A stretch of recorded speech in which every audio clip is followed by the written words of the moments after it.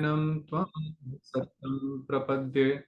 नमो विष्णुपादाय कृष्णप्रेष्ठाय भूतले श्रीमते भक्तिवेदांत वामन गोस्वामिनिति नामिने।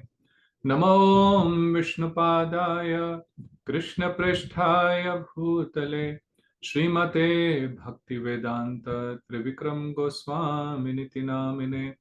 नमो विष्णुपादाय कृष्णप्रेष्ठाय भूतले श्रीमते भक्तिवेदांत स्वामिनिति नामिने।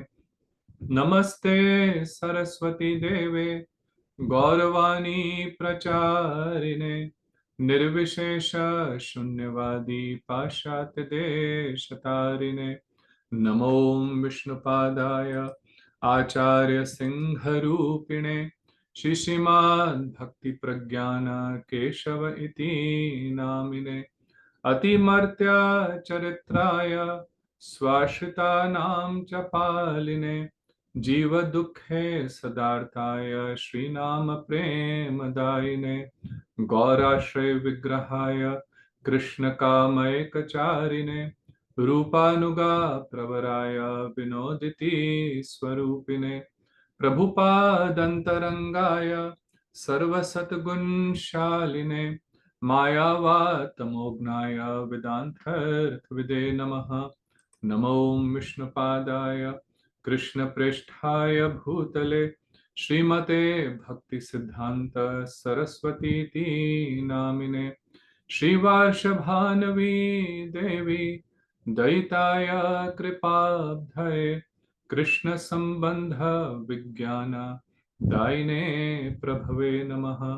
माधुर्योज्वल प्रेमाढ्य श्रीरूपानुगा भक्तिदा श्री गौरा करुणा शक्ति विग्रहाय नमस्तुते। नमस्ते गौरवाणी श्रीमूर्तये दीनतारिणे रूपानुगा विरुद्धाप सिद्धांत ध्वंतहारिणे। नमो गौर किशोराय साक्षात् वैराग्य मूर्तये विप्रलंभ रसाम्बोधे पादाम्बुजायते नमः। नमो भक्ति विनोदाय सच्चिदानंद नामिने गौर शक्ति स्वरूपाय रूपानुगावरायते। गौराविर्भाव भूमिस्त्वं निर्दिष्ट सज्जना प्रिया वैष्णव सार्वभौम श्री जगन्नाथाय ते नमः। वाञ्छाकल्पतरुभ्यश्च कृपा सिन्धुभ्य एव च पतितानां पावनेभ्यो वैष्णवेभ्यो नमो नमः। नमो महावदन्याय कृष्ण प्रेम प्रदायते कृष्णाय कृष्ण चैतन्याय नाम्ने गौरत्विषे नमः। हे कृष्णा करुणा सिंधु दीनबंधु जगतपते गोपेश गोपिका कांत राधा कांत नमस्तुते। तप्त कांचन गौरांगी श्री राधे वृंदावनेश्वरी वृषभानुसुते देवी प्रणमामि हरिप्रिये। जयतां सुरतोपंगुः मन्मन्दः मतेर्गति मत्सर्वस्व पदाम्भोजो श्रीराधा मदनमोहनो दिव्यवृन्दारण्यकल्पद्रुमाद श्रीमद्रत्नागार सिंहासनस्थो श्री श्रीराधा श्रीलगोविन्ददेवो प्रेष्ठालिभिः सेव्यमानौ स्मरामि। श्रीमान् रासरसारम्भी वंशीवटतटस्थितः कर्शनवेणु स्वनहि गोपी गोपीनाथ श्रीयस्तु नः। ॐ वृन्दाय तुलसीदेव्याय प्रियाय केशवस्य च कृष्ण भक्ति प्रददेवी सत्यवत्यै नमो नमः। पंचतत्वात्मकं कृष्णं भक्तरूप स्वरूपकं भक्तावतारं भक्ताख्यं नमामि भक्तशक्तिकं। जय श्री कृष्ण चैतन्य प्रभु नित्यानंद श्री अद्वैत गदाधर श्रीवासादि गौर भक्त वृंद। हरे कृष्णा कृष्ण कृष्णा हरे हरे हरे राम राम राम हरे हरे।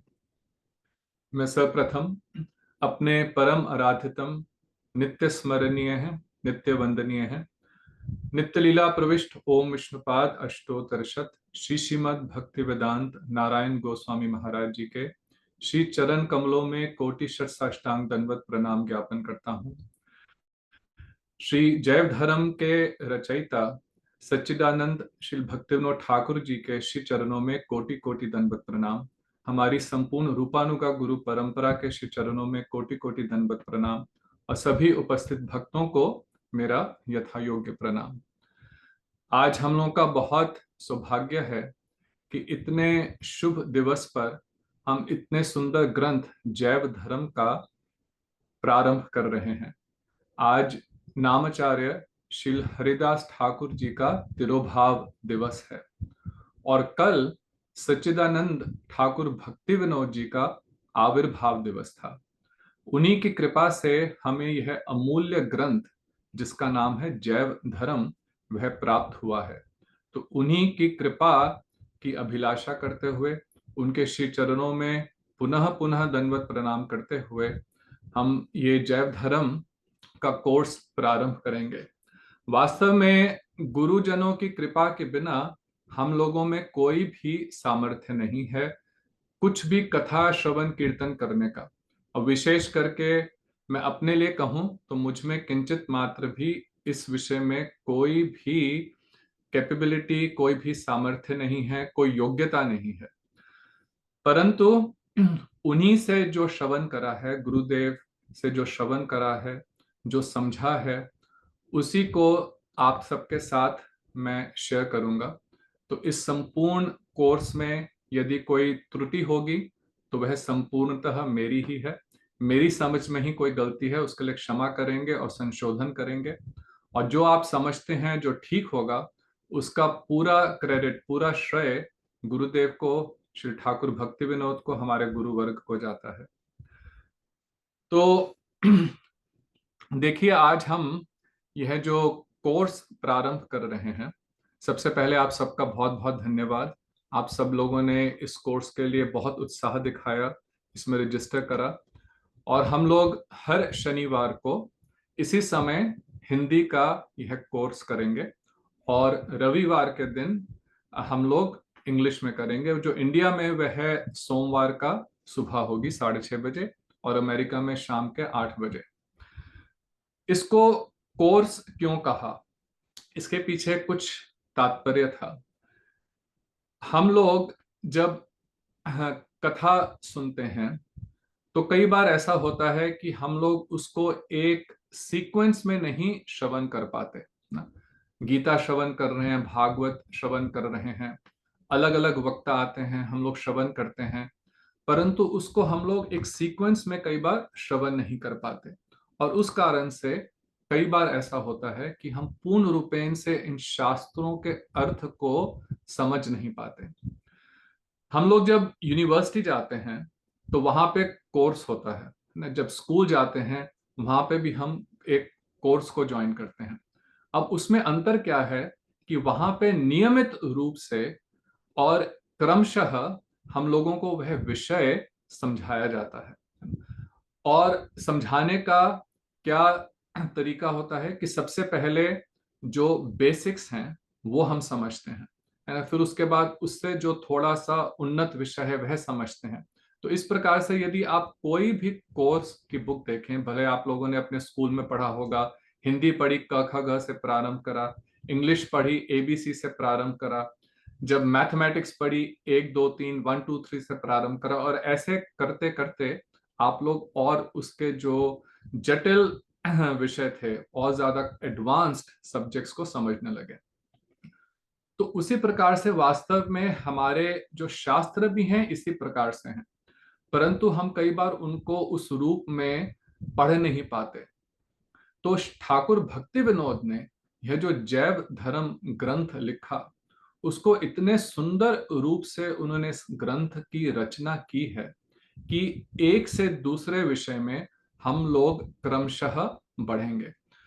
तो मुझे लगता है कि आज के समाज में, आज के समय में, जब सब लोग इतने व्यस्त हैं और हम लोगों का अटेंशन स्पैन भी कम हो रहा है, तो हम लोगों को अपने जितने भी शास्त्र हैं उनको इसी विषय में पढ़ना चाहिए, उनको क्रमशः एक कोर्स के रूप में पढ़ना चाहिए। अब देखिए, जब हम किसी कोर्स की बात करते हैं, क्लास की बात करते हैं, तो उसका और आप कथा श्रवण करने जा रहे हैं उसमें अंतर क्या है। और क्योंकि हम इसको कोर्स के तरीके से करेंगे तो उसी रूप में मैं चाहता हूं आप सब लेंगे कि जब भी हम कोई क्लास में एडमिशन लेते हैं तो उसकी एक टेक्स्ट बुक होती है ना। आप वैसे कथा श्रवण करने जाएंगे तो टेक्स्ट बुक आपके पास है कि नहीं है, आपने कथा सुनी और आ गए। लेकिन हम इसे कोर्स के रूप में इसलिए कर रहे हैं कि इसकी एक टेक्स्ट बुक है, वो क्या है? जैव धर्म। और आप सबसे मेरा निवेदन है कि यदि आपके पास यह बुक नहीं है तो आप उसे अवश्य ग्रहण करें, किसी प्रकार से प्राप्त करें। और यदि आपके पास उसकी एक फिजिकल कॉपी नहीं है तो आप उसको ऑनलाइन भी ले सकते हैं। तो मैं यहाँ पे प्रारंभ करने से पहले एक छोटा सा सर्वे आपके साथ करना चाहता हूँ, ये जानने के लिए कि आप में से कितने के पास ये ग्रंथ है और आप में से किन लोगों ने जैव धर्म को पहले पढ़ रखा है। तो आप लोग अपने स्क्रीन पे अभी देखेंगे एक छोटा सा पोल आएगा, तो आप उसमें दो प्रश्न हैं। पहला प्रश्न है कि आपके पास जैव धर्म की क्या कॉपी है, तो आप यस या नो का उत्तर दे सकते हैं। और दूसरा प्रश्न है कि आपने पहले कभी जैव धर्म पढ़ी है कि नहीं। तो इससे मुझे थोड़ा सा एक आइडिया होगा कि हम किस प्रकार से इस कोर्स को करेंगे। तो हम 1 मिनट सबको देते हैं इनका उत्तर देने के लिए।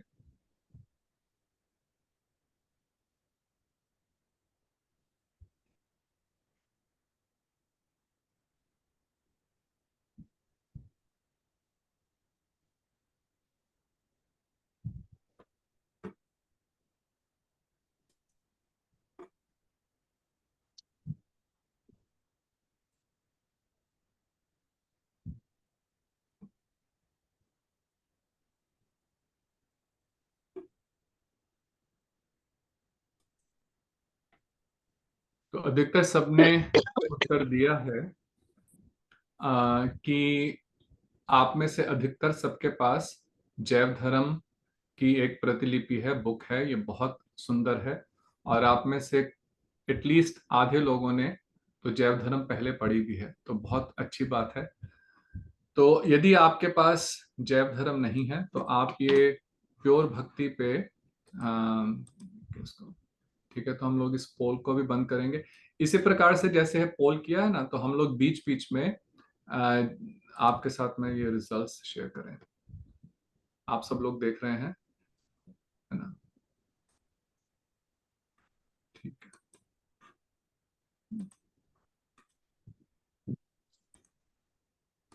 तो यदि आपको इसको ऑनलाइन चाहिए तो आप इसको purebhakti.com पे जाकर के डाउनलोड कर सकते हैं। तो अब इसको जैव धर्म को कोर्स कहने का एक और तात्पर्य यह है कि हम इसको एक नियम से करेंगे। जिस प्रकार से क्लास होती है, तो क्लास में एक सुनिश्चित समय होता है, उसी समय जाकर के हम वो क्लास करते हैं और वो टाइम बाउंड होती है। तो इसी प्रकार से हम आप इसको कोर्स की तरह ले, मैं इसको इसलिए पुनः पुनः कह रहा हूं कि यदि हम इसको इस रूप में करेंगे तो इसका जो लाभ है वो और अधिक आप सबको मिलेगा। और हम लोग बिल्कुल प्रारंभ से करते हुए थोड़ा आगे बढ़ेंगे। इसमें बीच बीच में, क्योंकि कोर्स है, तो बीच बीच में कुछ क्विज वगैरह भी करेंगे क्लास के दौरान। और कई बार क्लास के बाद मैं आपको लिंक भेजूंगा जिसमें मल्टीपल चॉइस क्वेश्चंस होंगे। तो इस प्रकार से जो आपने सुना है पिछली 1-2 क्लासेस में, उसकी आपकी पुनरावृत्ति होगी, रिवीजन होगी। इस विषय में आप यह चिंता नहीं करें कि कोई गलत या ठीक आंसर है। हम लोगों का तात्पर्य यह है कि हम लोग जैव धर्म को, जिसमें श्री ठाकुर भक्ति विनोद ने इतने सुंदर, सरल और सहज रूप में जो गौड़िया सिद्धांत है जो कई बार हमें क्लिष्ट लगता है समझने में, उसको इतने सहज रूप से समझाया है, उसको भी हम पूर्ण रूपेण समझ सकें। तो इसलिए आप लोग कोशिश करके हर क्लास को अटेंड करने का प्रयत्न करें, और यदि नहीं कर पाते तो किसी का प्रश्न भी है कि इसको YouTube पे अपलोड करेंगे, तो इसको YouTube पे हम लोग हर रिकॉर्डेड क्लास को अपलोड करेंगे, और उसका लिंक भी मैं आपको क्लास के बाद फिर भेज दूंगा, तो आप वहां पे भी श्रवण कर सकते हैं। और मेरा जो प्रयत्न होगा कि जितने सरल रूप से इसको समझा सकूं, मैं प्रयत्न करूंगा। जब मैं कॉलेज में पढ़ता था तो वहां पे एक बार एक कोई स्पीकर आए, एक वक्ता आए लेक्चर देने के लिए। तो वो आकर के बोले कि देखो, सबसे बढ़िया वक्ता जो सबको इम्प्रेस कर सके, उसे ऐसे बोलना चाहिए कि पहला 1/3 तो वह जो बोल रहा है सबको समझ आए, और उसके बाद का जो 1/3 वो बोल रहा है, 1/3 बोल रहा है, वो कुछ लोगों को समझ आए और कुछ लोगों को नहीं समझ आए, और जो बाकी का 1/3 है वो किसी को भी ना समझ आए। तो उससे सबको लगता है कि बहुत ये तो बड़ा वक्ता है। लेकिन हम लोगों का ऐसा तात्पर्य नहीं है। हम लोगों का जो कोशिश है कि 100%, 100% सभी समझें। तो आप लोगों को इस विषय में जैसे जैसे हम लोग क्लास करेंगे, यदि कोई प्रश्न भी होगा तो आप लोग निर्भीक होकर के प्रश्न पूछेंगे। हम लोग हर क्लास में, क्योंकि घंटे के करीब क्लास होगी, तो हम लोग पहले 20-25 मिनट उस अध्याय से पढ़ेंगे, जो उसमें तत्व हैं वह उनको समझाने का प्रयत्न करूंगा, और उसके बाद हम लोग बीच में 10 मिनट प्रश्न लेंगे और फिर पुनः क्लास करते रहेंगे, और अंत में पुनः कुछ प्रश्न लेंगे। और यदि आपको 1 घंटे के बाद यदि किसी काम के लिए छोड़ना है, आप निकल सकते हैं इस जूम क्लास से, और यदि कुछ लोग रहना चाहते हैं, उनके और प्रश्न हैं, तो हम लोग कंटिन्यू कर सकते हैं। अब एक आप लोगों से निवेदन है कि हम इसमें और अपना बाकी उत्साह। दवाइयाँ तूने रख ली है? हरि बोल। आप सब को म्यूट रखें। हाँ।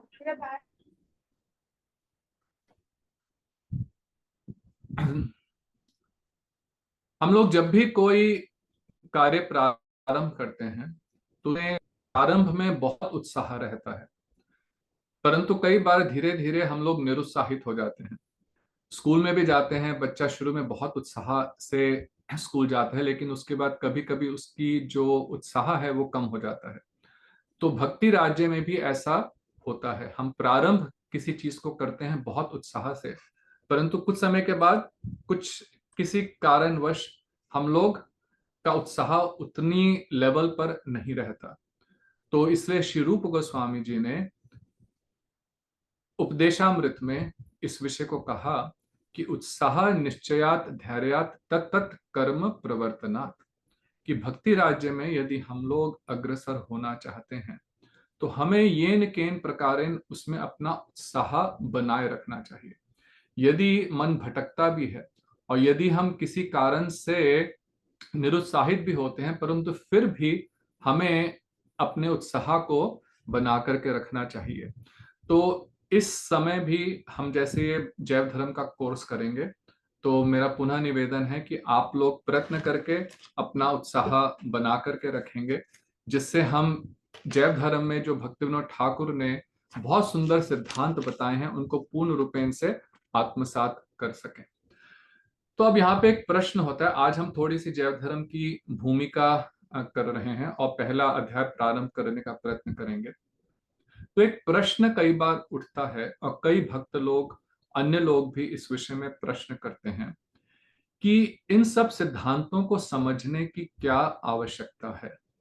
हम लोग केवल हरि नाम कर सकते हैं, ठाकुर जी का दर्शन करें, कुछ सेवा कर लें, ये भी तो भक्ति ही है।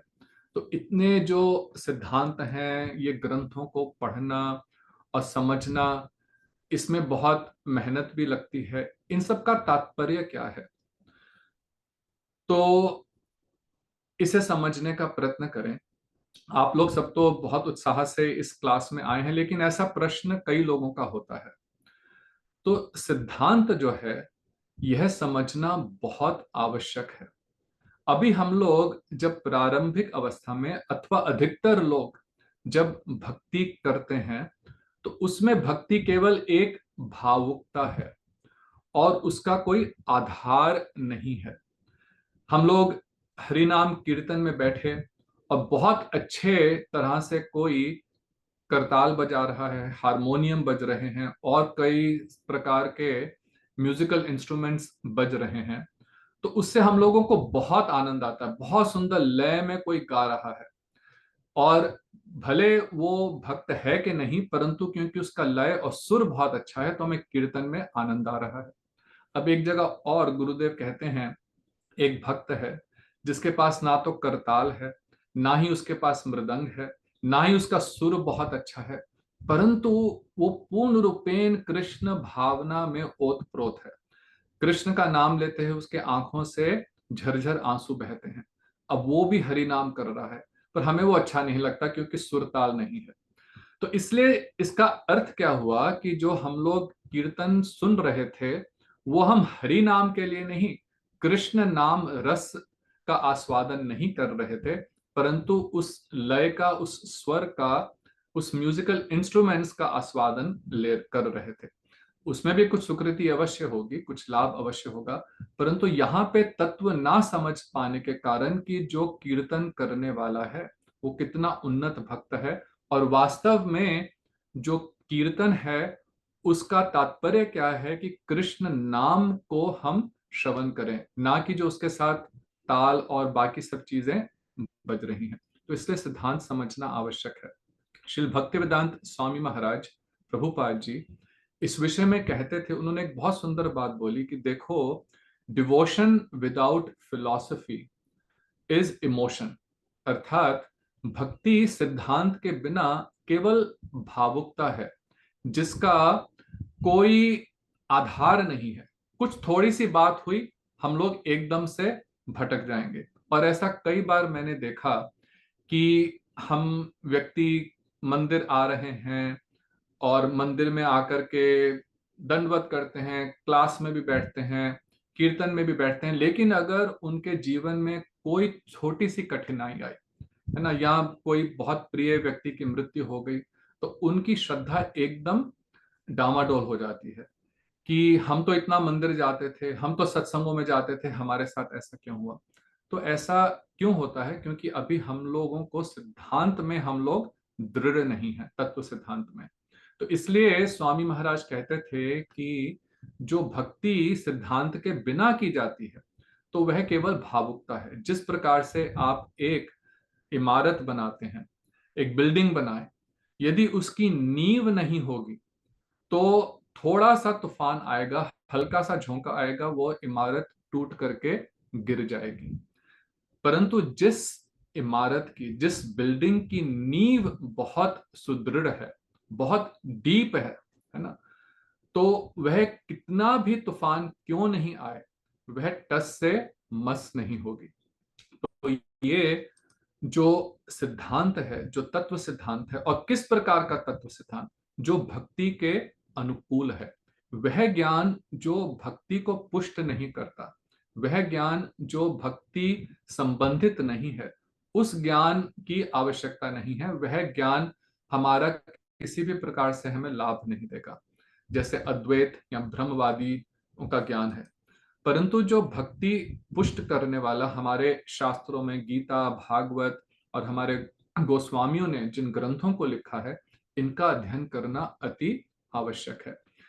तो स्वामी महाराज कहते थे कि जिस प्रकार से भक्ति बिना ज्ञान के, बिना सिद्धांत के भावुकता है, उसी प्रकार से ज्ञान बिना भक्ति के मेंटल स्पेकुलेशन है, अर्थात वो अपनी कुछ मनगढ़ंत बातें हैं। तो यदि हम ज्ञान को प्राप्त करने का प्रयत्न कर रहे हैं लेकिन उसका जो तात्पर्य कृष्ण भक्ति नहीं है, कृष्ण प्रेम नहीं है, तो वह ज्ञान किसी भी रूप में लाभदायक नहीं है, वो केवल एक मेंटल स्पेकुलेशन है। तो इस प्रकार के ज्ञान से भी हमें दूर रहना चाहिए। चैतन्य चरितामृत की आदि लीला में एक प्यार आता है सिद्धांत बलिए चित्ते ना कर आलस, कि सिद्धांत को, तत्व सिद्धांत को समझने के लिए हमें आलस नहीं करना चाहिए। उस विषय में हमें हमेशा उत्साहित रहना चाहिए। इहा हईते कृष्ण लागे सुदृढ़ मानस। क्यों? क्योंकि यदि हम तत्व सिद्धांत समझेंगे, कृष्ण कौन है, वे भगवान हैं, और हम कौन हैं, जीव हैं, हमारा उनसे संबंध क्या है, यदि इन सब सिद्धांतों को हम पूर्ण रूपेण क्लियरली समझेंगे, तो हम लोगों का जो मन है और बुद्धि है वो बहुत अधिक सुदृढ़ होगी। और जब बुद्धि सुदृढ़ है, तब हम किसी भी रूप में भक्ति राज्य से भटकेंगे नहीं। हम लोगों ने गुरुदेव और अपने सभी गुरुजनों के जीवन में देखा, कितनी प्रकार की, नाना प्रकार की उनके जीवन में कष्ट आए, प्रचार के समय भी कष्ट आए, शारीरिक कष्ट आए, परंतु किसी भी स्थिति में वो एक क्षण के लिए भी, किंचित मात्र भी भक्ति से वे विचलित नहीं हुए। उनका जो मन है वो एकाग्रचित होकर के राधा कृष्ण के चरणों में निरंतर लगा रहा। तो ये तत्व सिद्धांत समझने का और उसको आत्मसात करने का, एक सुनना और उसको समझ करके आत्मसात करने का यह अमोघ फल है। और जितना हम श्रवण करेंगे, इसलिए कथा श्रवण करने का गुरुदेव कहते थे कि हरि कथा श्रवण जो है वह सब अंगों में से सर्वोपरि है। क्योंकि जब तक हम कथा श्रवण करके इन ग्रंथों को पाठ करके उनको समझेंगे नहीं, तब तक हमारे हरि नाम में और बाकी के भक्ति के अंगों में भी उस प्रकार से सुदृढ़ता नहीं आएगी। तो इसलिए सिद्धांत समझना आवश्यक है। और दूसरा कारण, एक और कारण, कि जिस जैसे जैसे हम सिद्धांत समझेंगे, हमारे जो संशय हैं वे दूर होंगे। जब तक संशय रहते हैं ना, तब तक भी हमारी भक्ति सुदृढ़ नहीं होती। मन में कहीं ना कहीं कुछ रहता है कि अरे ये कह तो रहे हैं, परंतु वास्तव में क्या सत्य है? ये सब हमने सुना है, ठीक लगता भी है, परंतु ठीक है कि नहीं, अभी पूर्ण विश्वास नहीं है। इसलिए गीता में भगवान ने श्री अर्जुन को कहा कि संशय आत्मा विनश्यति। यदि किसी प्रकार का भी संशय रहेगा, तो भगवान कहते हैं संशय आत्मा विनश्यति, संशय करने वाला उसका अंततः नाश होता है, अर्थात इस मार्ग पर अग्रसर नहीं हो सकता। तो इसलिए उन्होंने कहा अर्जुन से, तुम्हारे पास जो प्रश्न है उनको पूछो। जितने हमारे ग्रंथ हैं, भले गीता है, अर्जुन ने 16 प्रश्न भगवान श्री कृष्ण से भगवत गीता में पूछे।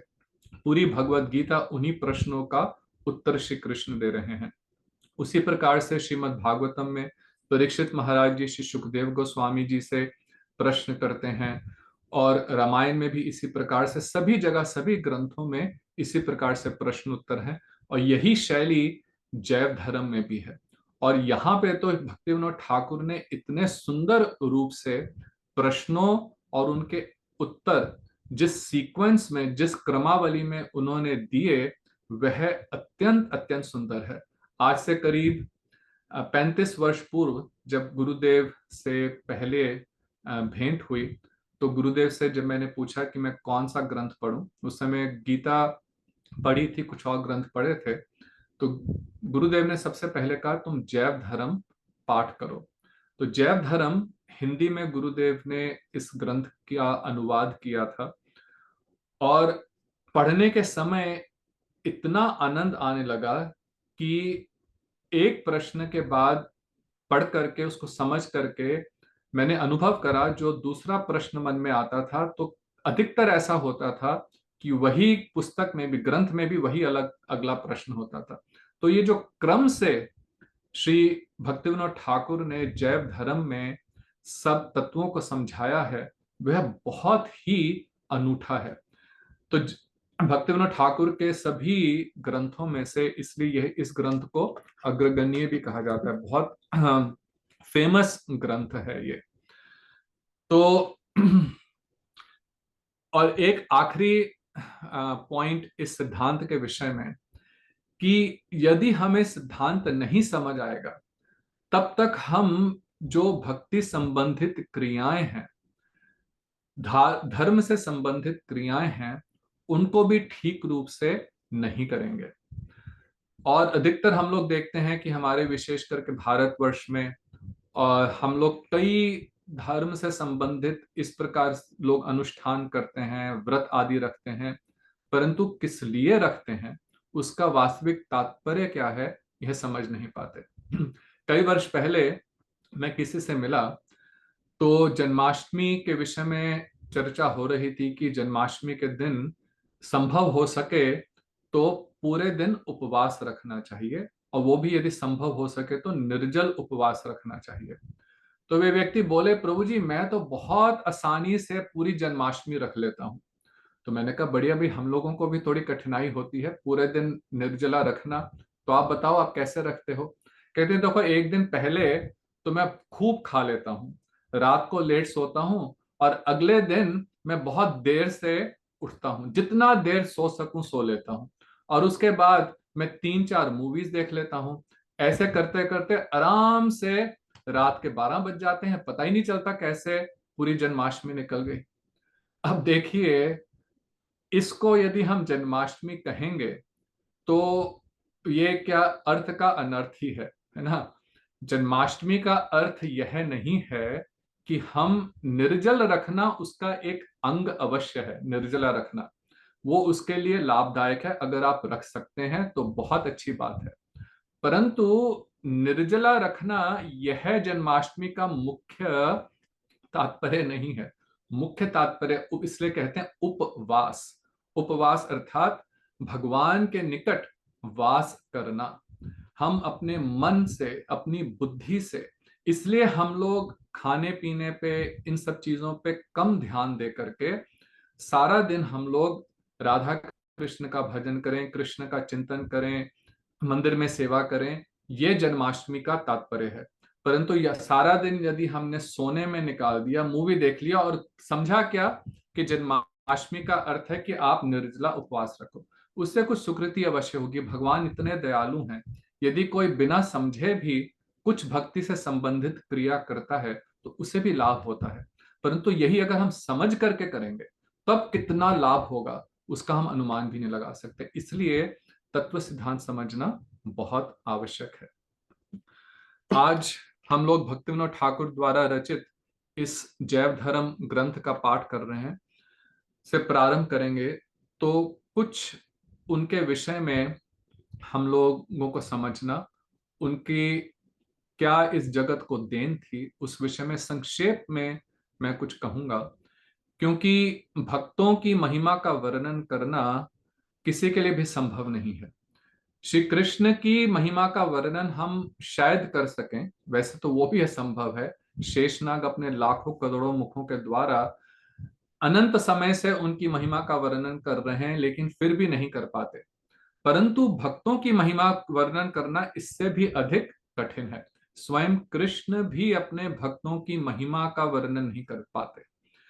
तो भक्तिविनोद ठाकुर की महिमा को हम वर्णन संक्षेप में भी करना संभव है, परंतु कुछ 10-15 मिनट उनके विषय में, क्योंकि उन्हीं के कारण, उन्हीं की कृपा से हमें यह बहुत उत्तम ग्रंथ प्राप्त हुआ है।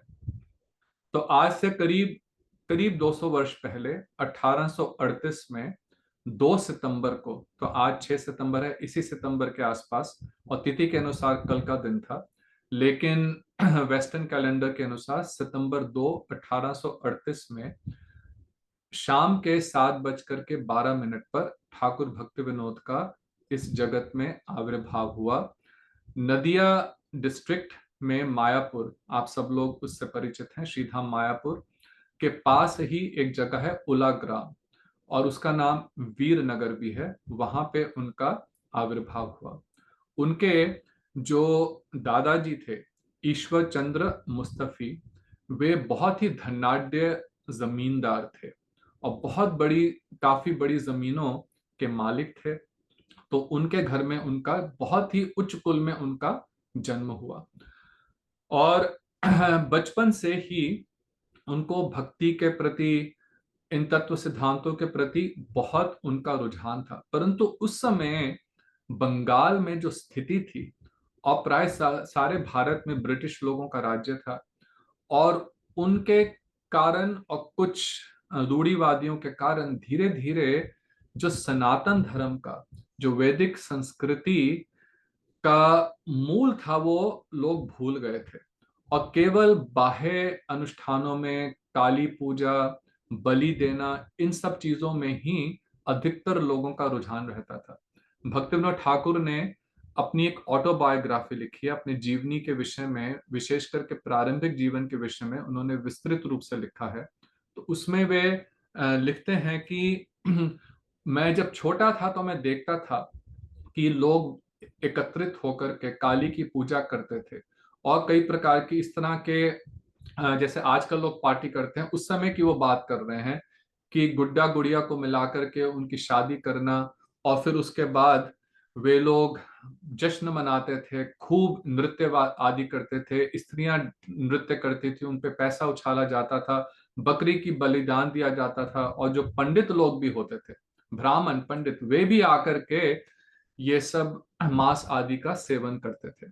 तो बहुत ही उस समय एक प्रकार से सनातन धर्म पे सर्वत्र ही काले बादल छा गए थे और धर्म के नाम पे सब प्रकार के कुकर्म होते थे।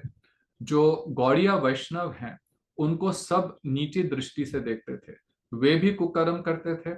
महाप्रभु क्या देने आए ये सब प्राय लोग भूल ही गए थे। जो इतना सुंदर महाप्रभु ने आकर के उपदेश दिया सब भूल चुके थे। और जो गौड़िया लोग थे उनका काम क्या होता था कि जब किसी की मृत्यु हो गई तो उस समय उनको बुला करके कुछ पैसे दे करके कि आप कीर्तन करने के लिए या शव के साथ चलने के लिए, ये काम आदि ये सब रह गए थे। तो ऐसे समय में भक्तिविनोद ठाकुर आए और उन्होंने आकर के पुनः जो गौड़िया सिद्धांत है, यह अमल सिद्धांत है, इसकी पुनः स्थापना करी। और बचपन से ही उनके ये लक्षण थे, वे कोई साधारण तो थे नहीं, परंतु बचपन में उन्होंने सब प्रकार के अलग अलग विद्वानों से वे बात करते थे। वे अपनी ऑटोबायोग्राफी में लिखते हैं कि जब मैं 10 वर्ष का था तो उसी समय मेरे मन में दो प्रश्न आए कि यह दुनिया, यह जगत क्या है और हम कौन है, मैं कौन हूं। ये दो प्रश्न मेरे मन में आए और मैं हर समय इन प्रश्नों के विषय में उनके उत्तर को ढूंढने में संलग्न रहता था। तो देखिए 10 वर्ष के बालक वास्तव में वे अपने जीवनी से इस बात की शिक्षा दे रहे हैं कि हमारे धार्मिक जीवन की जो शुरुआत है, जो स्टार्टिंग है, वो कहाँ से होती है। वो होती है जब हमारे हृदय में ये प्रश्न आता है कि मैं कौन हूं, ये जगत कहाँ से आया, मैं कहाँ से आया, भगवान कौन है।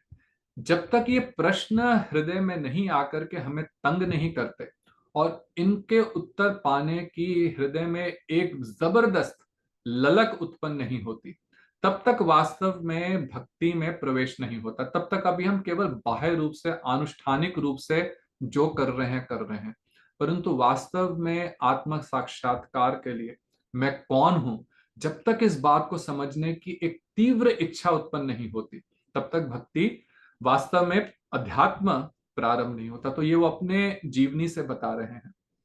बहुत ही छोटी उम्र में उनका विवाह हो गया, उनके पिता की देहांत हो गया छोटी उम्र में जब थे।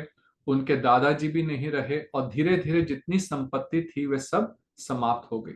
वो अपने जीवन में कई प्रकार के कष्टों से भी निकले, परंतु एक निष्ठ भाव उनका क्या रहा, वे महाप्रभु की जो देन है उसको किस प्रकार से जगत में पुनः स्थापित किया जाए। तो उन्होंने धीरे धीरे जैसे जैसे वो थोड़े बड़े हुए, बहुत छोटी उम्र में उनका विवाह हो गया था, उन्होंने फिर ग्रंथ लिखने शुरू करे, बहुत छोटी उम्र से प्रवचन करने प्रारंभ करे और गौड़िया सिद्धांत जो है यह सर्वोपरि है। इसको उस समय में जहां पे कोई इस विषय को समझता नहीं था, देखिए ऐसा समय था, ये बंगाल है, बंगाल में चैतन्य महाप्रभु का आविर्भाव हुआ। भक्तिविनोद ठाकुर के आने से करीब 300 वर्ष पहले ही, 300 साढ़े 300 वर्ष पहले चैतन्य महाप्रभु आए थे। लेकिन और उसके बाद कई गोस्वामी थे, फिर विश्वनाथ चक्रवर्ती ठाकुर, ये सब कितने बड़े बड़े संत इस जगत में आए। परंतु कली का ऐसा प्रभाव है कि बहुत शीघ्र ही सब कुछ लुप्त होने लगता है। और उस समय जब ठाकुर भक्ति विनोद आए, वे अपनी जीवनी में लिखते हैं, ऑटोबायोग्राफी में, कि मैं चैतन्य चरितामृत की एक कॉपी ढूंढ रहा था, पर मुझे चैतन्य चरितामृत ग्रंथ कहीं बंगाल में उपलब्ध नहीं हो रहा था। तो ऐसी स्थिति हो गई थी कि महाप्रभु की अपनी स्थली में ही चैतन्य चरितामृत, चैतन्य भागवत, इन ग्रंथों को कोई जानता ही नहीं था। तो उस समय देखो श्री भक्तिविनोद ठाकुर ने आकर के किस प्रकार से उन्होंने इस सब की पुनः स्थापना करी।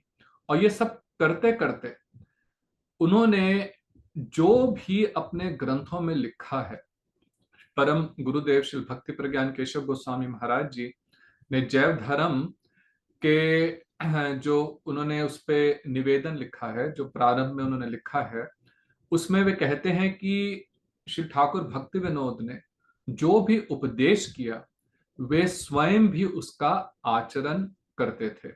और वर्णाश्रम के जो चारों आश्रम हैं, उन्होंने बहुत सुंदर रूप से अपने जीवन में पालन करके दिखाया।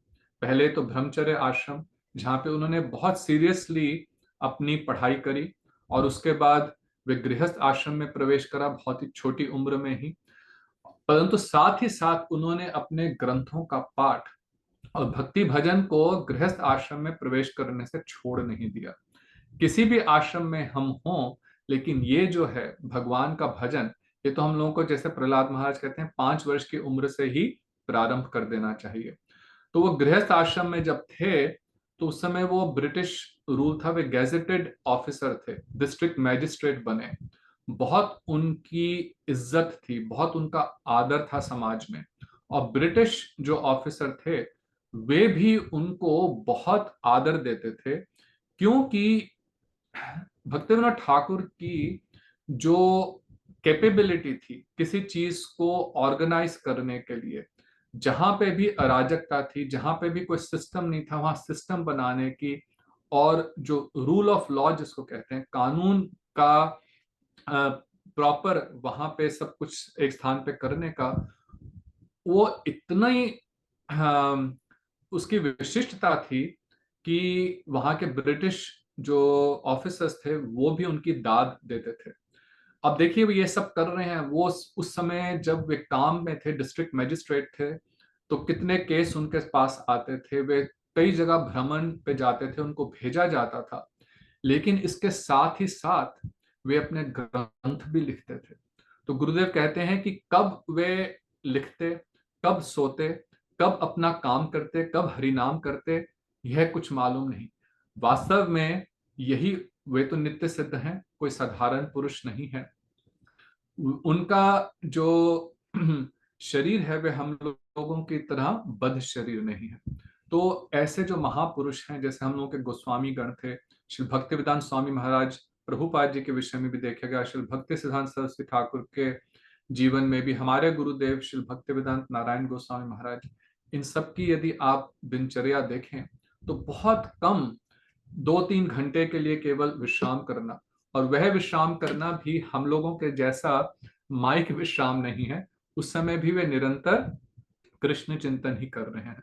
तो उन्होंने गृहस्थ आश्रम भली भांति निभाया, उसमें अपना काम आदि करा। फिर वानप्रस्थ जब उन्होंने लिया, तो उस समय उन्होंने गोद्रुम में सुरभि कुंज में अपनी भजन कुटी बनाई, और वहां रह करके उन्होंने ये जैव धर्म आदि अनेक ग्रंथों की और रचना करी। और इसके बाद उन्होंने फिर सन्यास ग्रहण करा, और सन्यास में वहीं सुरभि कुंज के पास स्वानंद सुखद कुंज, आप में से कई लोगों ने वहां जाकर के दर्शन किए होंगे। बहुत ही रमणीय स्थान है सुरभि कुंज एवं स्वानंद सुखद कुंज, बिल्कुल पास पास में है गोद्रुम द्वीप में। और वहां रह करके उन्होंने अपना जो इस सन्यास आश्रम, उस समय सन्यास नहीं लिया जाता था जैसे आजकल है हमारे गौड़िया परंपरा में, परंतु उस समय बाबा जी वेश धारण करके पूर्ण विरक्त होकर के भजन करते थे, और अपने ग्रंथों को उन्होंने और वहां पे लिखा। और यही जो एक पृष्ठभूमि है, बैकग्राउंड है, ये जैव धर्म में भी है। जब हम इसका प्रारंभ करेंगे, आप में से कुछ लोगों ने इसे पढ़ा है, तो वहां पे भी गोद्रुम का ही स्थान है। तो भक्ति विनोद ठाकुर जी की इस वैष्णव जगत के लिए बहुत बड़ी कॉन्ट्रीब्यूशंस हैं। उनकी देन महान देन है। उनमें से जो चार मुख्य देन हैं, जैसे गुरुदेव समझाते हैं, सबसे पहले तो उन्होंने गौड़िया सिद्धांत की पुनः स्थापना करी।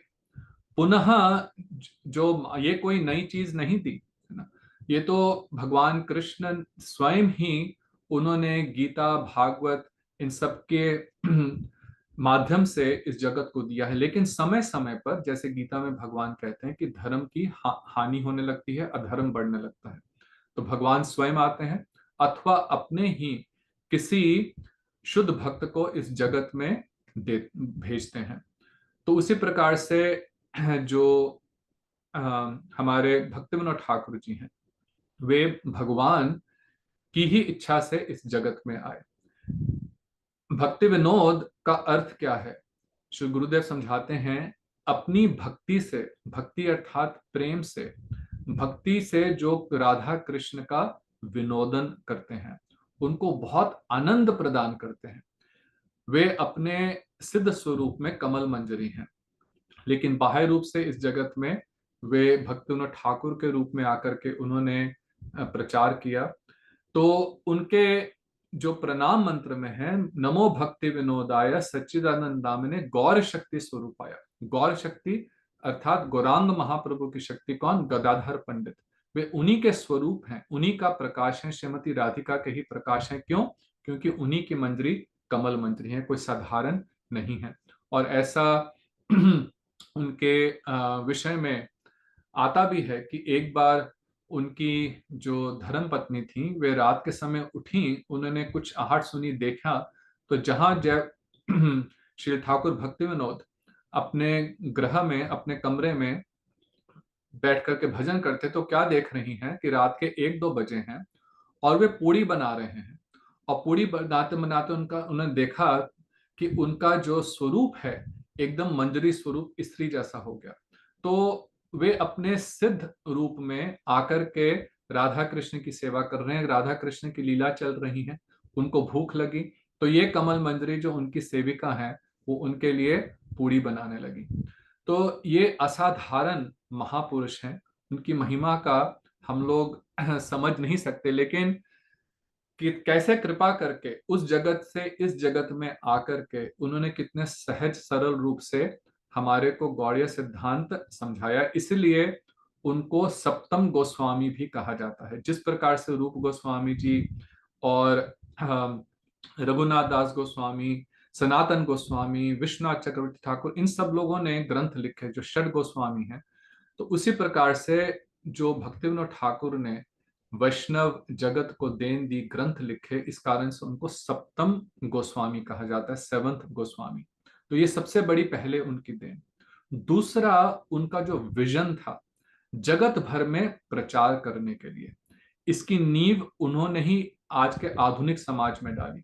महाप्रभु भी ने कहा था कि सारे जगत में एक समय आएगा कि कृष्ण नाम का प्रचार होगा, लेकिन महाप्रभु के जाने के बाद ऐसा हुआ नहीं। कुछ बहुत भारतवर्ष में तो हुआ, लेकिन वहां भी धीरे धीरे संकुचित हो गया। लेकिन भक्ति विनोद ठाकुर ने आकर के इस महाप्रभु की जो इच्छा थी कि संपूर्ण जगत में कृष्ण नाम का, कृष्ण कथा का, वैष्णव धर्म का प्रचार हो, तो इसकी नींव ठाकुर भक्ति विनोद ने डाली। उनका यह विजन था। उन्होंने विश्व वैष्णव राज सभा उस समय बनाई। उन्होंने नाम हट कार्यक्रम प्रारंभ करा कि गांव गांव में जाकर के युवकों के ग्रुप्स बना करके कि तुम जाओ संकीर्तन करो और वहां पे कुछ पाठ करो। उन्होंने पूरा नाम हट किस प्रकार से इसका स्ट्रक्चर होना चाहिए, तो उसका, उसके ऊपर उन्होंने एक बहुत सुंदर पुस्तक भी लिखी। नाम हट अर्थात नाम का बाजार, है ना, बाजार अर्थात जहां पे नाम की बिक्री होती है, कृष्ण कथा होती है, कृष्ण कीर्तन होता है, लेकिन इसको भी उन्होंने एक रूप दिया। तो जो प्रचार की एक रूपरेखा है ना, प्रचार जिससे बृहत रूप में हो सके। अधिकतर उससे पहले क्या होता था कि कोई साधु संत हैं, उन्होंने एक आश्रम एक जगह पे बनाया और वहीं बैठ करके वो अपना भजन करते थे, कुछ लोग आए, कथा सुनी, लेकिन उस एरिया से बाहर जाकर के प्रचार नहीं होता था। लेकिन ये जो विजन था ये भक्ति विनोद ठाकुर का, कि सर्वत्र बृहत प्रचार हो, उसकी रूपरेखा उन्होंने बनाई, जिसको फिर उनके सुपुत्र श्री भक्ति सिद्धांत सरस्वती ठाकुर प्रभुपाद ने गौड़िया मठ बना करके उसको एक बहुत अच्छी फॉर्म दिया उसको। तो ये उनकी तीसरी देन थी, इस जगत में एक और महापुरुष को लेकर के आना। भक्ति विनोद ठाकुर उस समय की स्थिति को देख करके भगवान से प्रार्थना करने लगे, जगन्नाथ जी से, कि आप अपने एक शुद्ध भक्त को मुझे भेजिए, क्योंकि वह ग्रंथ लिख रहे थे, लेकिन अब इनका प्रचार कैसे होगा, कैसे सारे जगत में इनका वितरण होगा, तो इसके लिए आप मुझे कोई एक हेल्प करिए, मदद करिए। तो जगन्नाथ जी ने, भगवान ने बहुत कृपा करके श्री भक्ति सिद्धांत सरस्वती ठाकुर प्रभुपाद उनको उनके पुत्र के रूप में भेजा। तो आज भक्ति विनोद ठाकुर के कारण ही ऐसे महान संत श्री प्रभुपाद, जिन्होंने गौड़िया मठ की स्थापना करी, और कहां से, केवल कुछ भी नहीं था उनके पास, वहां से प्रारंभ करके 100 वर्ष के अंदर ही आज देश का, दुनिया का ऐसा एक भी देश नहीं है, एक भी प्रांत नहीं है जहां पे किसी ना किसी रूप में श्री कृष्ण के भक्त नहीं है, महाप्रभु के नामों का गुणगान नहीं होता, कथा आदि नहीं होते। तो ये भी भक्ति विनोद ठाकुर इस की ही है, उन्हीं की ये जो धारा है, भक्ति विनोद धारा, ये संपूर्ण जगत में फैल गई है, संपूर्ण जगत में फैल गई है। और आज हम लोग कहीं भी बैठे हों, देखिए आज हम जूम के माध्यम से, हम कुछ लोग यहाँ पे अमेरिका में हैं, कुछ लोग भारत में हैं, कुछ और देशों में हैं, तो आज उन्हीं की कृपा है कि हम लोग ये सब कृष्ण कथा का श्रवण और कीर्तन कर पा रहे हैं। तो ये उनकी एक बहुत बड़ी देन थी श्री ठाकुर भक्ति विनोद जी की।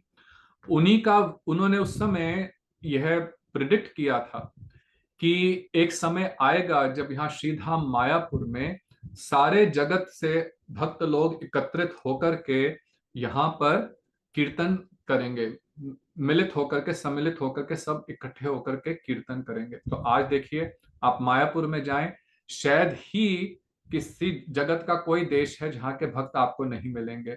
रशियन, वहां तो पूरी रशियन कॉलोनी है, रशिया के हैं, अफ्रीका के हैं, अमेरिका के हैं, भारत के सब प्रांतों के हैं, चाइना से हैं, सब देशों के भक्त लोग वहां पे हैं। भक्ति विनोद ठाकुर ने उस समय 1896 में उन्होंने अपनी लिखी टीचिंग्स ऑफ चैतन्य महाप्रभु, चैतन्य महाप्रभु एक छोटा सा इंग्लिश का उन्होंने लिखा था, बहुत वे मेधावी थे, एक ही भाषा को नहीं जानते थे, बंगला, हिंदी, इंग्लिश, उर्दू, फारसी, संस्कृत, सब भाषाओं के परम तत्व ज्ञानी थे। और सब भाषाओं में उन्होंने बहुत सुंदर सुंदर ग्रंथ लिखे, अधिकतर बंगला में, संस्कृत में लिखे, लेकिन इंग्लिश में और भाषाओं में भी, उड़िया में, सब में उन्होंने ग्रंथ लिखे।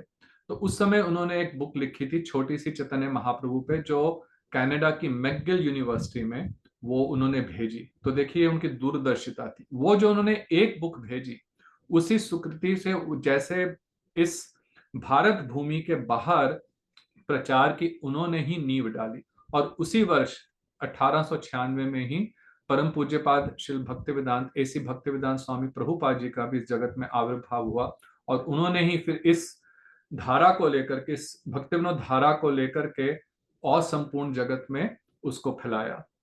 तो ये, और चौथी जो उनकी बहुत बड़ी देन थी भक्ति विनोद ठाकुर की, वे महाप्रभु का जो आविर्भाव स्थली है, बर्थ प्लेस है, जहां पे महाप्रभु का आविर्भाव हुआ। इस कथा को आप सभी लोग जानते हैं, इसलिए मैं बहुत डिटेल में नहीं जाऊंगा कि उनके आने का, महाप्रभु के जो योग पीठ है, कोई उसको जानते नहीं थे। आज भी नवद्वीप में एक स्थान है जहां पे उसको लोग, अभी भी कई लोग उसी को मानते हैं महाप्रभु के आविर्भाव की स्थली। लेकिन भक्ति विनोद ठाकुर जब अपना भजन कर रहे थे, जब गोद्रु में थे, वहां पे अपनी भजन कुटीर में, तो वहां पे उन्होंने देखा कि गंगा जी के पार ये जो अंतरद्वीप है, वहां पे उन्होंने देखा कि रात्रि के समय कीर्तन हुए, दिव्य पुरुष ऐसे कीर्तन कर रहे हैं, रोज उनको ये नजर में आता फिर वहां गए, देखे तुलसी के पौधे थे, मुसलमानों का एरिया था। और वे कहने लगे कि हम लोग कोशिश करते हैं कि यहाँ पे हम अपनी दूसरी खेती बाड़ी करें, लेकिन बहुत प्रयत्न करने के बाद भी कुछ नहीं उगता, केवल तुलसी के पौधे ही उगते हैं। फिर भक्तिविनोद ठाकुर ने क्यों सारे ऑफिशियल रिकॉर्ड्स, हिस्टोरिकल रिकॉर्ड्स देकर के बहुत विश्लेषण किया, अनुसंधान किया, और निश्चित किया कि यही स्थान है जहां पे चैतन्य महाप्रभु का आविर्भाव हुआ था। लेकिन इसकी पुष्टि करने के लिए किसी उन्नत वैष्णव उस समय के, उनकी तरफ से समर्थन आवश्यक है। तो वे गए वृंदावन में, जहां पे सूर्य कुंड पे सार्वभौम श्री जगन्नाथ दास बाबा जी रह करके भजन करते थे। उस समय उनकी आयु करीब 140 के 144 वर्ष थी।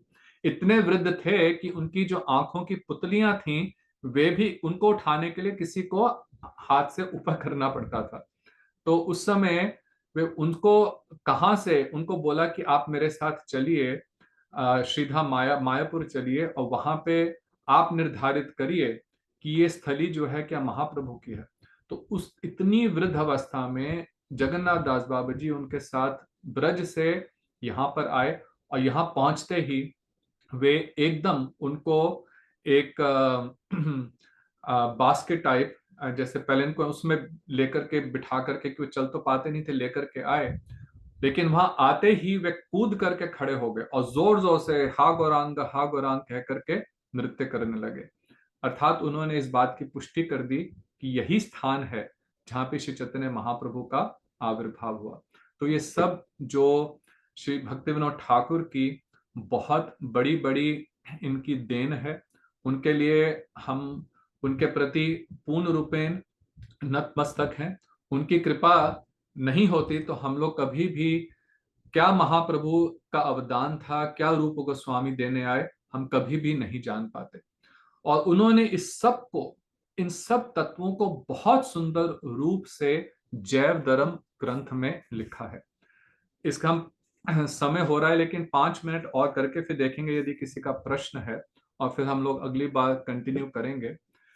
तो यहाँ पे जैव धर्म में शिल परम गुरुदेव भक्ति प्रज्ञान केशव गोस्वामी महाराज जी वो लिखते हैं कि जैव धर्म में बहुत छोटा सा यह एक ग्रंथ है, 600 पृष्ठों का छोटे से ग्रंथ का पाठ करने से संपूर्ण शास्त्रों का तात्पर्य अत्यंत संक्षेप में जाना जा सकता है।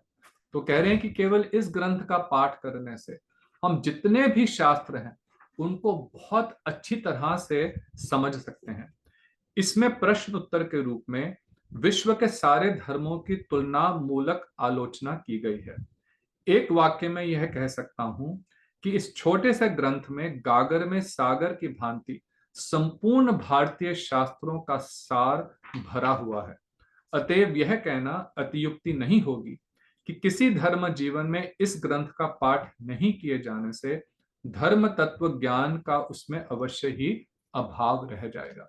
तो कह रहे हैं कि यदि जैव धर्म हमने नहीं पढ़ा, ये परम गुरुदेव लिख रहे हैं कि यदि हम जैव धर्म नहीं पढ़ेंगे तो हो सकता है कि हम पूर्ण रूपेण से जो गौड़िया सिद्धांत है नहीं समझ पाएंगे, और जो बाकी के धर्म को पालन करने वाले हैं वो भी वास्तव में धर्म का अर्थ क्या है इसे भली भांति नहीं समझ पाएंगे।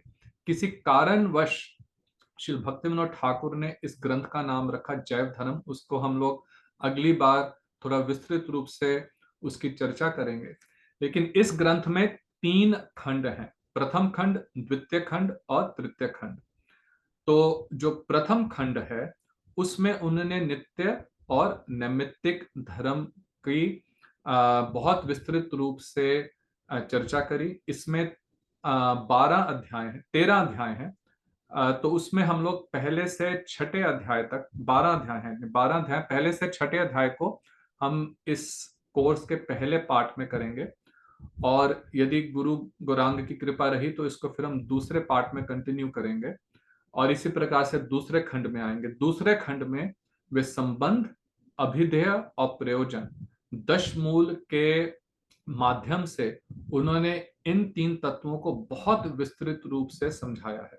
और जो तीसरा खंड जैव धर्म का है उसमें रस विचार है। तो पहला खंड जो है उसमें गीता, उपनिषद, वेद, बाकी धर्मों को लेकर के उनका निचोड़ उन्होंने पहले खंड में दिया है। दूसरे खंड में जीव गोस्वामी के षट संदर्भ, भक्ति रसामृत सिंधु, श्रीमद् भागवतम आदि ग्रंथों का सार भक्तिविनोद ठाकुर ने दूसरे खंड में दिया है। और तीसरे खंड में उज्जवल नीलमणि आदि ग्रंथों के विषय से लेकर के उन्होंने दिया है। तीसरे खंड को पढ़ने के लिए विशेष अधिकार चाहिए, इसलिए हम लोगों को उन्होंने एक क्रम से लिखा, जैसे मैंने पहले कहा ना, क्रम से उन्होंने यह ग्रंथ लिखा है। जो रस विचार है वो पीएचडी है। हमारे आचार्यगण जैसे कहते हैं कि भगवत गीता जो है वो फाउंडेशन है, वो जैसे हम लोग प्राइमरी स्कूल में पढ़ रहे हैं, स्कूलिंग कर रहे हैं। भागवतम है कॉलेज जाना, और चैतन्य चरितामृत और ये सब जो ग्रंथ हैं ये पीएचडी जैसे हैं। तो उसी प्रकार से उसी रूप में श्री भक्तिविनोद ठाकुर ने जैव धर्म की भी रचना करी। तो यदि हम जैव धर्म पढ़ते हैं, एक ग्रंथ पढ़ने से आप किंडरगार्टन से लेकर के पीएचडी कर लेंगे भक्ति राज्य में। किंडरगार्टन से हम प्रारंभ करेंगे, बच्चे ने स्कूल में एडमिशन ली, और यदि हम लोग सिंसियरली इसका पाठ करते रहेंगे, समझते रहेंगे, तो करते करते यदि गुरुजनों की कृपा रही तो अंतिम जो इसका खंड है उसमें प्रवेश कर पाएंगे।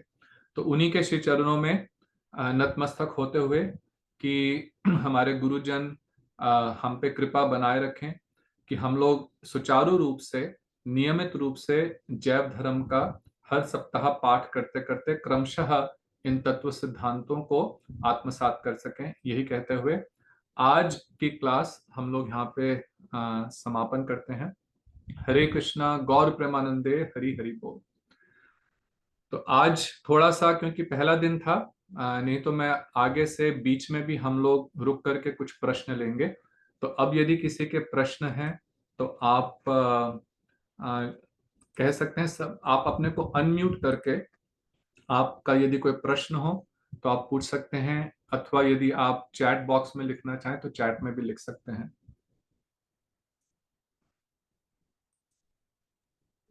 हरे कृष्णा प्रभु जी। हरे कृष्णा। मैं वृंदावन से कान्हा बात कर रहा हूँ प्रभु। मैं प्रथम बार मेरा श्री गौड़िया रस में प्रवेश हुआ है और कृपा हुई गुरुदेव की।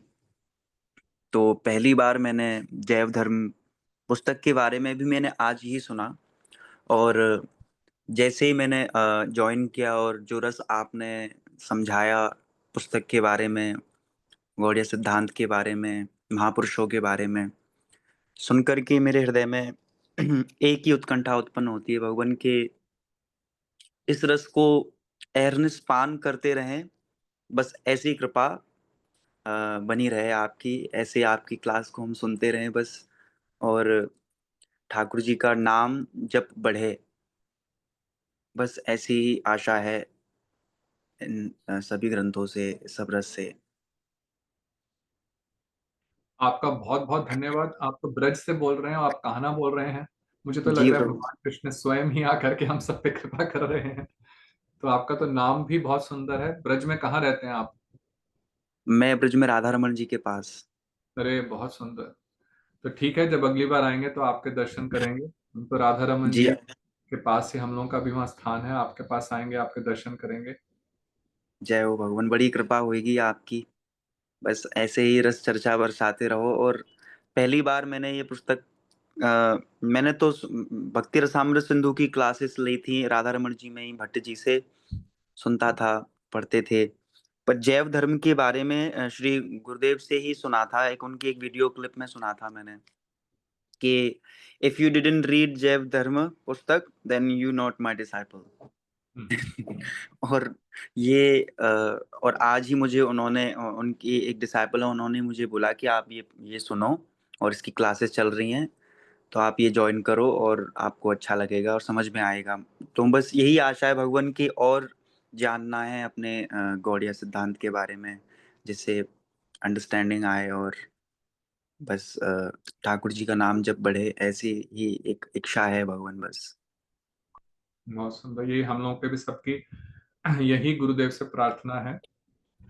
तो अगर आप में से किसी के पास, आप सबको मैंने व्हाट्सएप ग्रुप में ऐड करा है, यदि कोई ग्रुप में नहीं है तो आप मैं मुझे अलग मैं से नहीं मैसेज हूँ। भेज दीजिएगा, तो आप मुझे अपना नंबर भेज दीजिएगा, तो मैं आपको ग्रुप में ऐड कर दूंगा। जी जी जी भगवान, ठीक है भगवान। ठीक है। दंडवत प्रणाम। दंडवत प्रणाम प्रभु जी, दंडवत। मेरे प्रश्न है, मैं दिल्ली से हूँ, जलाशय मार्ग से जुड़ी आप हूँ। थोड़ा पास आके बोलेंगे, थोड़ी आपकी आवाज क्लियर नहीं, स्पष्ट नहीं है। फैंस की वजह से अभी अभी ठीक है। अभी हाँ जी, ठीक है। अब अभी ठीक है। जी प्रभु जी, मेरे एक प्रश्न है कि जिस समय में कहा कि पुष्टि करने के लिए, उस स्थान की पुष्टि करने के लिए श्री भक्ति विनोद ठाकुर जी श्री जगन्नाथ दास बाबा जी को लेके आए, जिनकी आयु 144 वर्ष थी, और उन्होंने ये पुष्टि की कि यही स्थान महाप्रभु का जन्म स्थान है। तो मतलब उन्होंने कैसे पुष्टि की? क्या उन्होंने भी किसी ग्रंथ में पढ़ा हुआ था, या वो उन्होंने देखा था? मतलब उनको ये कैसे पता था कि यह महाप्रभु का जन्म स्थान है? सुंदर प्रश्न है। देखिए, वे हम लोगों के जैसे साधारण पुरुष या स्त्री नहीं है, हम जो ऐसे बद्ध जीव नहीं है। वे नित्य सिद्ध हैं, भगवान के नित्य परिकर हैं, और इसलिए वे किसी भी स्थान अथवा व्यक्ति को देख करके तुरंत समझ जाते हैं, है ना। जैसे नित्यानंद प्रभु जब महाप्रभु से मिले, वे समझ गए कि यही बलदेव हैं, यही कृष्ण हैं। तो भले बाह्य रूप से वे कुछ लीला के कारण कुछ एक रोल अदा कर रहे हैं, परंतु अंदर से वो सब जानते हैं कि कौन सा स्थान का क्या महात्म्य है, कौन सा व्यक्ति कौन है ना। भक्ति विनोद ठाकुर कौन है, वो जानते हैं कि ये तो कमल मंजरी हैं। तो लेकिन समय आने पर वे इन सब चीजों को, इन सब बातों को रिवील करते हैं, जैसे भगवत इच्छा होती है, तो उस समय वे हर चीज को रिवील करते हैं। तो उन्होंने हो सकता है पहले किसी ग्रंथ में भी कुछ पढ़ा हो, लेकिन वहां आकर के उस स्थान की जो एक आध्यात्मिक ऊर्जा कह लें, या उस स्थान का वैशिष्ट्य है, उस कारण से वे वहां से एकदम, जो कि चल भी नहीं पाते थे, खड़े भी नहीं हो पाते थे, कूद करके नृत्य करने लगे। तो वो अपनी दिव्य दृष्टि से देख रहे हैं, है ना। तो एक दिव्य दृष्टि, हम अपनी दृष्टि से केवल बाह्य चीज देखते हैं। हम ब्रज जाते हैं तो अभी भी हम लोगों को जो वहां के पत्थर हैं, जो नालियां हैं, ये सब नजर आता है। लेकिन वही जिनकी दिव्य दृष्टि, वो उसी स्थान को कृष्ण, राधा कृष्ण की रास स्थली के रूप में बहुत सुंदर, आप हम लोग गुरुदेव से 1990 में रमन रेती में गुरुदेव एक घर में रह रहे थे। उस दिन हम लोग पहली बार उनसे मिले थे। उस बहुत समय नहीं है, लेकिन उससे एक दिन पहले हम उनसे मिले, और शाम के समय रमन रेती में एक घर में, वो कृष्ण बलराम मंदिर के पास ही ठहरे हुए थे। उस समय ब्रज में बहुत शांति होती थी, पूरी रमन रेती में अधिकतर कुछ भी नहीं था। जब हम संध्या के समय 5:30 के समय गुरुदेव के दर्शन करने गए, तो गुरुदेव बाहर बैठे हुए थे एक केन के कुर्सी के ऊपर, और बैठ करके उन्हें प्रणाम करा। गुरुदेव ने आशीर्वाद दिया, और 1-2 मिनट बस पूछ करके कि पहली बार उनसे मिल रहे थे मेरे पिताजी आदि सब, गुरुदेव ने बहुत ही सुंदर रूप से ब्रज के सौंदर्य का वर्णन प्रारंभ करना शुरू करा, कि कैसे सुंदर सुंदर यहाँ पे वृक्ष हैं, कैसे जूही चमेली के नाना प्रकार के सुगंधित पुष्प हैं, नाना प्रकार के पक्षी कलरव कर रहे हैं। तो और मैं आसपास देख रहा था, मुझे तो कुछ भी नहीं नजर आ रहा था, कि हम लोग तो वही, हाँ कुछ पेड़ अवश्य थे, लेकिन जिस सौंदर्य का वर्णन गुरुदेव कर रहे थे, हम अपनी दृष्टि से नहीं देख पा रहे थे। तो कहने का तात्पर्य यह है कि जो वे देखते हैं अपनी दिव्य दृष्टि से, क्योंकि वे बद्ध जीव नहीं है, वो हम लोग दर्शन नहीं कर पाते, तो इसलिए जगन्नाथ दास बाबा जी ने उस स्थान पे आकर के वो तुरंत पहचान गए कि ये वही स्थान है जहाँ पे महाप्रभु का आविर्भाव हुआ था। जी जी। और एक एक और प्रश्न है प्रभु जी मेरा, क्योंकि मैं भी अभी मठ से मतलब 3-4 साल ही हुए हैं मुझे जुड़े हुए, तो बहुत सारी उत्सुकताएं हैं। जैसे हम कथाएं सुनते हैं तो कई बार ऑडियो सुन रहे हैं, वीडियो सुन रहे हैं, लेकिन वहाँ हम अपने प्रश्न क्लियर नहीं कर पाते, लेकिन माइंड में आते हैं प्रश्न, तो कुछ कुछ कुछ उत्कंठाएं, कुछ कुछ उत्सुकताएं हैं ऐसी। तो जैसे जैसे भक्ति विनोद ठाकुर जी हैं, जब उनका जन्म हुआ तो मैं कल भी सुन रही थी कुछ कथाओं में कि उनका रुझान भक्ति की तरफ था बचपन से ही। वो 2 वर्ष की आयु से ही वो भक्ति मूलक एक्टिविटीज में इन्वॉल्व होना शुरू हो गए थे, और 6 वर्ष में उन्होंने महाभारत और रामायण ये सब कंठस्थ कर लिया था इस तरह से। तो उस समय तो जैसे महाप्रभु चले गए थे उनके आने से 300 साल पहले, तो उस समय तो गौड़ीय वैष्णव धर्म का उतना प्रचार नहीं था, है ना।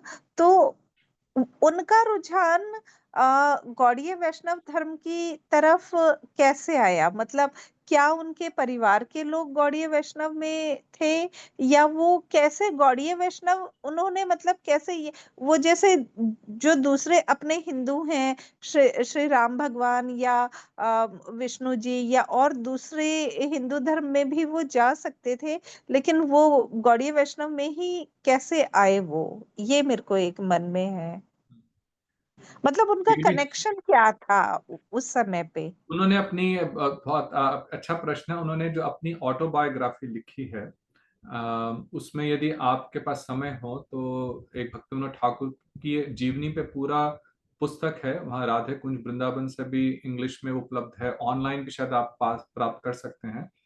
तो क्या उसमें नाम है उन्होंने प्रभु जी? अपनी अपनी जीवनी में उन्होंने स्वयं ऑटोबायोग्राफी में पूरा लिखा है कि किस प्रकार धीरे धीरे उनका वे गौड़िया धर्म के प्रति आए। उनका जो अपना परिवार था, उनके जो दादाजी थे श्री ईश्वर चंद्र मुस्तफी, वे लोग सब अधिकतर, वो अपनी स्वयं भक्तिविनोद ठाकुर लिख रहे हैं कि वो लोग बहुत अधिक इस परंपरा में नहीं थे। वो लोग शक्ति उपासक थे और इसी प्रकार के कुछ बाह्य क्रियाओं में ही थे। बहुत अधिक शुद्ध भक्ति के प्रति उन लोगों का रुझान नहीं था। परंतु अब यहाँ पे जो मेन पॉइंट यही है समझने का कि वो साधारण पुरुष नहीं है। जब भगवान स्वयं आते हैं या उनके जो भक्त, जो शुद्ध भक्त इस जगत में आते हैं, वे यहां आकर के ज्ञान को प्राप्त नहीं करते। वे तो बद्ध जी नहीं, देख हम लोग जो है, हम लोग बद्ध हैं, हम ज्ञान प्राप्त कर रहे हैं। वे सच्चिदानंदमय हैं। उनके प्रणाम मंत्र में आता है, नमो भक्ति विनोदाय सच्चिदानंद नामिने। नाम है। सच्चिदानंद ठाकुर भक्ति विनोद कहा जाता है। सत्यचित आनंद का अर्थ क्या है? वे नित्य हैं, पूर्ण रूपेण ज्ञानवान है और आनंदमय है। हम भी सब सच्चिदानंदमय जीव हैं। हमारा जीव का जो गुण है वो यही है, सच्चिदानंदमय है। परंतु हम लोग नित्य बद्ध, अभी हम उस अपने सच्चिदानंदमय स्वरूप का हमें ज्ञान नहीं हुआ है। परंतु वे उस ग्रुप के हैं जिनको कभी भी अपने सच्चिदानंदमय स्वरूप का विस्मरण नहीं हुआ है। हमें कभी उसका ज्ञान नहीं हुआ, उन्हें कभी उसका विस्मरण नहीं हुआ है। विस्मरण तो नहीं वो हुआ। केवल एक ये रूप धारण करके उस जगत से, उस अप्राकृत जगत से इस प्राकृत जगत में आए हैं। तो उनके लिए वो केवल एक दिखाने के लिए कि हाँ एक समय आया कि जब मुझे कोई ग्रंथ मिला, मैंने उसको पढ़ना शुरू करा, ये सब वो अपने एक बाह्य रूप से दिखाते हैं, लेकिन उनको कुछ सीखना नहीं पड़ा। उनको तो ज्ञान ये है ही, उन्होंने तो आकर के दिया। यदि आप भक्ति विनोद ठाकुर के यदि आप ग्रंथ पढ़ें तो कोई भी साधारण व्यक्ति इतने सारे ग्रंथों को कैसे अपने जीवन में उन्होंने पढ़ करके और उनको इतना सुंदर रूप में, देखिए जैव धर्म की पुस्तक मेरे पास है, ये कोई छोटा जी सा ग्रंथ जी। नहीं है, 600 पेजों का ग्रंथ। नहीं। और इस प्रकार से उन्होंने जी 100 ग्रंथ करीब लिखे हैं। कितने उन्होंने जी सुंदर सुंदर कीर्तन लिखे। तो साधारण नहीं है ये तो। वो उस जगत से लेकर के आए थे इस उस दिव्य ज्ञान को इस जगत में देने के लिए। तो इसमें जी मेन समझने की बात यह है कि उन्हें कहीं से शिक्षा प्राप्त नहीं करनी पड़ी, उनके अंदर स्वतः ही ये सिद्ध ज्ञान है। जी। ठीक है प्रभु जी, हरे कृष्ण। यदि और किसी का प्रश्न है? हाँ जी, डॉक्टर चारशा, आप अपने को अनम्यूट कर सकते हैं। हरे कृष्ण प्रभु जी, दंडवत प्रणाम। प्रभु जी, मैं ये पूछना चाहता था कि जैसे भक्ति विनोद ठाकुर जी ने योग पीठ को ढूंढा, वैसे ही जब हम देखते हैं कि श्रीनिवास आंगन और अद्वैताचार्य जी का घर है, वो भी लुप्त हो चुके थे। क्या भक्ति विनोद ठाकुर ठाकुर ने ही उनको ढूंढा, पुनः कई स्थापना स्थान उन्होंने की? प्रत्येक स्थान के विषय में तो मुझे नहीं मालूम, लेकिन कुछ भक्ति विनोद ठाकुर ने, फिर आगे चल करके प्रभुपाद, इन सब ने कई स्थानों को पुनः पुनः उनकी स्थापना करी।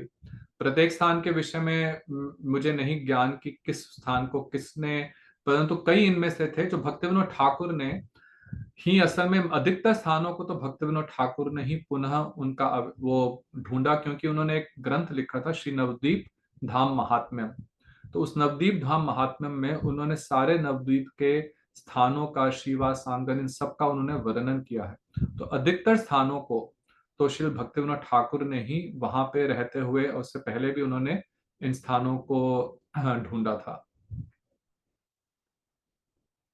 तो इसका मुख्य श्रेय उन्हीं को ही जाता है। ठीक है प्रभु जी, हरे कृष्ण। और कुछ स्थान उनके आने से पहले भी कुछ स्थान तो वही थे, लोग उनको मानते थे, समझते थे, लेकिन विशेष करके जो कुछ स्थानों के विषय में ये जिसको कहेंगे कि कंफ्यूजन नहीं था, श्रीवासंगन और ये सब कुछ स्थान तो थे, जैसे चांद काजी की समाधि है, परंतु विशेष करके महाप्रभु का आविर्भाव कहाँ हुआ, तो एक स्थान नवद्वीप में है, आज भी आप जाएंगे वहां पे है। कुछ लोग अभी भी नवद्वीप में रहने वाले उसी स्थान को महाप्रभु के आविर्भाव स्थली मानते हैं।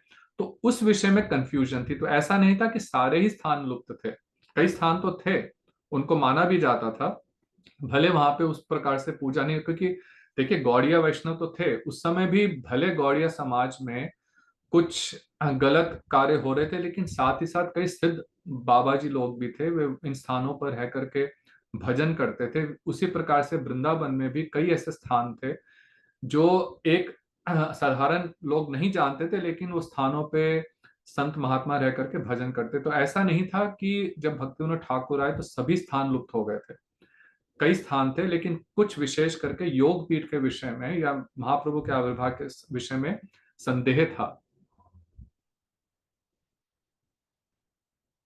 ठीक है, तो और किसी का प्रश्न है? तो आप सब लोगों का बहुत बहुत धन्यवाद। तो हम लोग अगले शनिवार को पुनः इस समय मिलेंगे, और आप लोग प्रयत्न करके जो जैव धर्म का पहला अध्याय है उसका एटलीस्ट आधा हिस्सा आप लोग पढ़ने का प्रयत्न करेंगे, तो हम उस पर फिर अगले सप्ताह और विस्तृत रूप से चर्चा करेंगे। हरे कृष्णा, गौर प्रेमानंदे, हरि हरि बोल। जय जय श्री राधे, जय जय श्री राधे, जय जय श्री राधे। श्याम जय श्री राधे। हरे कृष्ण प्रभु जी, दंडवत प्रणाम। हरे कृष्ण प्रभु जी, सबको दंडवत प्रणाम। हरे कृष्ण प्रभु जी, मैंने आपको नंबर भेज दिया है। ठीक है, ठीक है, मैं आपको ऐड कर लेता हूँ।